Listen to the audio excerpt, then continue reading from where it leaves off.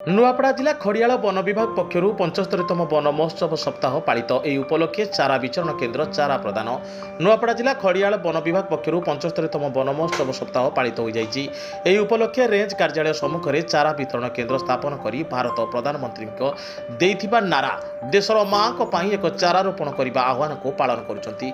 One विभाग पक्षर जड़े नागरिक को 1 टंका मूल्य में गोटे चारा प्रदान करुछंती। गोटे आधार कार्ड में 10 गोटे चारा प्रदान कर रोपण करने को आह्वान करिसेंती।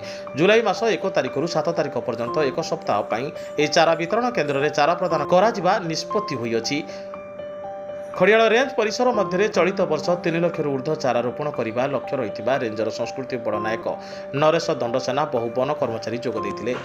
तरफ खड़ियाल रेंज रे 3 लाख चारा खंडे डिस्ट्रीब्यूट करने आमर लगे आदेश अच्छे।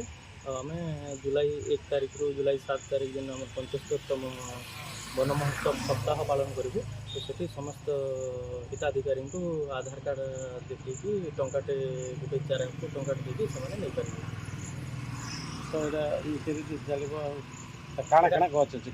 तो आमर पाखे अच्छे नीम अच्छे महूल अच्छे रेखा अच्छे शिशु अच्छे डालिम अच्छे करन अच्छे बाउंस अच्छे सब फरेस्ट स्पेसीस गुड़ाक सब अच्छे जहाँ को दरकार से टंकाटे देकर नहीं पारे।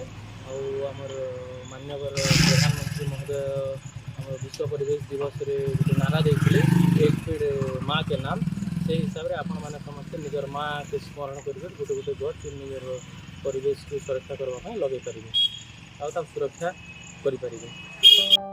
नुआपड़ा जिलूर मुख्य प्रतिनिधि ओम प्रकाश चौधरी को रिपोर्ट साई सत्य न्यूज।